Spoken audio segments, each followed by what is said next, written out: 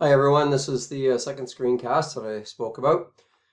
We're going to get back in techniques in a bit, but I think we need to talk about something called the client record. I do believe you will start recording some of the things you're doing in the lab. You may have already. So this is just a quick sort of responsibilities around that plus something else. So massage therapists have a duty to the client to make and maintain proper records of any professional interaction. That's basically right out of the CMTO. One of the things that they look at if you ever get a peer review, they want to look at your records and make sure that they're up to date. The other thing is, of course, you will be creating client records your entire time, starting in semester 3, when you're in your clinical or outreach clinical placements. So you want to always keep in mind that it is your responsibility to maintain a record of what you've done. So why? First is it assists you in recalling details of the client's history, condition, and the treatment provided. Now, if you're only doing one massage a week, sort of thing, it's not too bad, but when you get into busy practice, and you might be doing 5 or 6 a day for 5 days, pretty hard to keep track of who's who and what's going on, those sorts of things. So that's the first. It also assists the continuity of care if colleagues or a locum are called upon to treat the client. So if you have a reason as to why you have to leave work for a short period of time, such as if you're a female and you have a baby and you take some time off, or you have an accident and you're rehabbing, so on and so forth. 3, it provides a record for medical legal purposes when the client requires a report relating to the illness or injury treated. We have actually had a number of times where lawyers have approached the clinic downstairs at the school and have requested charts from students with patients who came in who had a car accident, for example. So you're going to run across this more often than you realize, where you may have to provide your charts and your medical records for legal purposes. We were always taught when I went to school to always do your charting with in mind that it could end up in front of a judge and you want to make sure everything's there. Number 4, it provides a record of events for the massage therapist in the event subsequent inquiries relating to the treatment are made by insurers or a complaint against the massage therapist is submitted to the college. So we don't ever want that, but it can happen occasionally. Also, insurers, obviously, if someone's having a car accident and insurance companies are paying for it, we want to make sure that everything's charted appropriately if by some means they require to have that information for whatever is ongoing in their side of their business. Number 5, it allows the massage therapist to track treatment progress, assess, reassess, and modify treatment to provide the best care for their clients. So please remember these. This is the whole reason why we do this. As per the Massage Therapy Act of 1991, your record has to include the following: the completed client health history information, especially name, address, primary care physician, including address, referral, if there is one, medical history, including history or massage therapy in the past, a record of the client's consent, including the written form. So quite often clinics will use a written consent form so that it's in the record. Well, not written, but it could be electronically typed out. You know what I mean? Electronic paper or electronic document. Next, a record of assessment, clinical findings by you, the member, meaning the therapist. Obviously, records of treatment and all the treatments that were done. And then, of course, your treatment plans or plan of care need to be in there as well. Next, you also need written authorization to contact other healthcare professionals when contact is required for treatment copies of reports, say x-rays or MRIs, those sorts of things pertaining to the client that received them from other healthcare professionals. So you want to have, if you want to have the ability to access information that your client has had somewhere else, you will need written authorization. In other words, them giving you permission to reach out and get that information. Written consent to release client info to appropriate persons must be less than 6 months. So when I go back to that insurance situation, if the insurance company is looking to access the client's forms, the client needs to give you written consent to allow that information to go to the insurance company. Also, copies of written reports received by another person. Advice given, make sure it's within scopes, for example, such as home care. Referrals made, so if you refer your client to an acupuncturist or a chiropractor or physiotherapist, that needs to be in there. And of course, the particulars of the fees that you charged, so what you charged for what you did. Retention of records. No agreement between or among massage therapists or between a massage therapist and other healthcare providers can supersede the individual massage therapist's duty to a client with respect to the keeping of health records. The client records exist as a guide for the therapist as well as his or her associates or successors. Massage therapists, when commencing employment or entering into group practice, should develop an agreement that explicitly covers procedures for record storage, covering the following: termination of employment, partnership, or other agreement. So a number of years ago, there was a lot of questions that came out because therapists do move from clinical situations to clinical situations. Who owns the record? Like, it's, I, Brian Dormer, saw Mrs. Jones. I was working for an agency or for a clinic, and who in fact actually owns those. So you need to have understanding that if termination of employment occurs or partnership, what happens. In other words, closing, relocation, or selling of the practice. For example, record storage. Therapist or clinic, if original kept by the clinic, therapist should keep a copy. So if in your arrangement you have that Mrs. Jones that you saw in a clinic you were in and you're leaving that clinic, you should keep a copy of it, and the original would stay with the clinic that you're in. For example, if there was a situation where a client made a complaint against you when you were working in clinic A and you're now working in clinic B, you would certainly want copies of all the treatments and so forth that you did with the client who's lodged a complaint, so that you have something to back yourself up with, because you may go back to your original clinic and they may not give them to you. Also, an agreement to allow therapists to access files if needed, and inform of where you will be, clinic and client. So, you have to let people know where you're going to be as far as that goes if you're moving somewhere else. Must take all reasonable steps to inform clients. It is a professional misconduct to abandon a client. So you can't just disappear. So you have to take all reasonable steps to let them know what's happening. Of course, if you're retiring, that would be the end of that. But if you're moving somewhere else, you must let them know. So that's kind of your record retention responsibilities and the fact that you need to chart and why. Now, the other thing that can happen is types of letters. And this is something that people don't really think a whole lot about, but it's quite possible that you will have to create letters that are going to another healthcare practitioner, or a medical record of letter of some kind, a legal letter that's involving a legal situation that your client's involved in, also a letter that could be a referral to someone. You could also have doctor's notes, x-ray results, CT scan results, and MRI reports. I always think it's a good habit to get into that if a physician refers a client to you, you should get in the habit of sending a letter thanking that physician for their referral, along with the results of your assessment and what your plan of care is going to be. I think it really helps build a repertoire with your physicians, and you're more likely to refer to you. So get in the habit of that, or have discussion with maybe with Anita in the professionalism class in regards to how well this works and how appropriate it is. All right, so think about that. How long do we keep these files? You're required to keep records of your clients for 10 years after their last appointment. If the client is less than 18 years old when you did treat them, you must figure out when they're 18 and then 10 years after that. So you have to hold on to their records until they're 28 years old. So that could be quite a long time. Paper versus EMR. So paper is slowly becoming archaic, shall we say, and many therapists are using EMRs, electronic medical record software programs.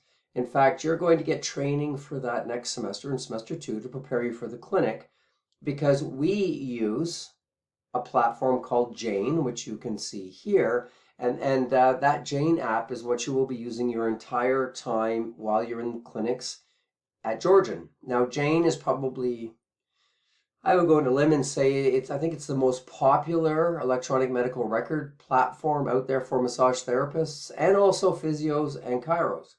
So we've chosen Jane because of its popularity, and you will be well trained in it, and you will be able to move forward with it. There are other ones here: Clinic Sense, Digital RMT, and Soap Vault.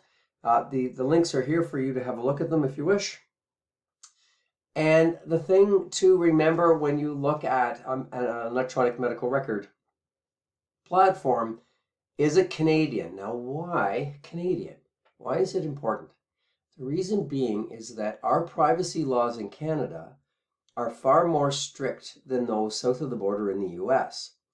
So if you were to purchase or get involved with an electronic medical record platform that's out of the US, their storage of files would not meet the Canadian standards, and that could get you in trouble. So you do want to have something with a Canadian background. Then you know that PIHPA and PIPEDA, which if you haven't taken, you'll take with Anita in professionalism class, it meets those requirements and you're safe. Because remember, they're quite often, you're putting your patient information electronically in the platform, and they're storing it and they're backing it up and so forth, and they're also going to destroy it eventually. So you want to make sure that all those things are in place from a Canadian's perspective. Backups, sometimes it's good to have your own backups and keep them somewhere else, but be aware that, as you take the legislation for privacy, the way you back up, the type of electronics you use, the need for it to be private and so forth. Again, you'll talk about those in professionalism class, but you'll need to be very aware of those as you move forward. Now, the other thing people will ask, or maybe you know about or half know about, and that is an ability to have access to your own records. So you are allowed access to your own records, but there needs to be some things that have to be in place for a client to access their records. So the following principles should be adhered to in dealing with the maintenance, access, and or release of client files. All information relating to the massage therapy services provided to that client is to be treated as confidential. So it has to, directly to them. So that meaning that, if the insurance company wants access to the client's record and the client hasn't given authorization to release, they can't. So why? Because health information contained in the file belongs to the client and can be released only with his/her consent as required by law. You will get insurance companies that will try to demand it, and they cannot get access to it unless your client has given authorization to give it to them. Now, the client themselves do have the right to access the information contained within their health record. So with this in mind, this also influences what you write in a client's record and how you write something in a client's record. Because they could possibly see it, and if you didn't like your client, for example, and you made derogatory comments about them in their file, that could get you in a lot of trouble. Now, if you're relocating and the clients aren't following you, or you're selling your business, you want to give as much notice as possible so they can make decisions as to where they wish to go. You need to retain the personal possession of the records or make arrangements for a custodian to assume this responsibility. So if someone does buy your business, they then become the custodian, and there has to be some kind of agreement as to how they're going to assume the responsibility of those client files. Otherwise, if you're moving from one clinic to another, as I said previously, you may need to make photocopies of those files and take them with you. If relocating, of course, you want to allow for transfer of care to another therapist. So the idea that you're considering assuming responsibility and creating another custodian, this allows for another therapist to step in and give care to that client. You also need to identify where files will be and how the client may access them. So is that through a therapist or another healthcare custodian under PIHPA? So there are things you need to think about if you're moving around and you're looking at clients' files, if they're following you or not. When a request is made for information from a client's file, you as a massage therapist should ensure that the following procedures are followed. First, you have a signed consent from the client or the client's representative authorizing release of the information to the particular individual, and that signed consent is in their file at all times. The consent form should be dated within the last 6 months. So if there's an ongoing insurance investigation and 8 months later the insurance company wants more information in regards to the continuing plan of care, then the client needs to do another authorization consent form. If no consent exists, or if the date on which it was signed is outdated, the requesting party should be contacted and advised that a new consent will have to be required. So this 6-month thing is something to really keep in mind.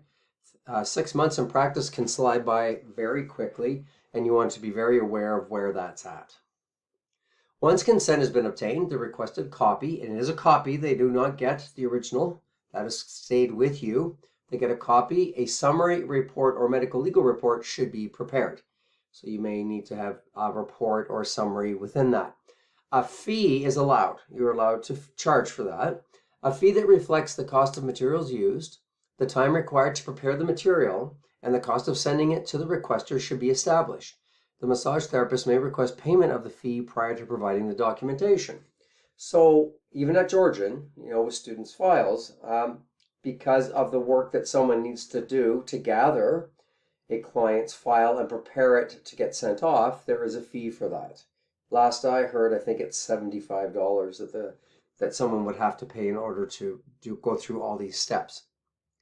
So here we see, here's their recommended with HST. If you are HST what's the word I want? HST. You make enough money that you have to charge HST, and again, you'll get all that in professionalism. If it takes you 15 minutes to prepare it, it will be 45, 40 if you don't have HST, and so on and so forth as you work your way down. So these are the kind of fees, and you are legally allowed to charge those fees if it's being requested that you have to create something to be sent to somewhere else. So I'm going to go away from this just for a moment, and I'm going to go to something else here. Just give me a second, and I will be right back.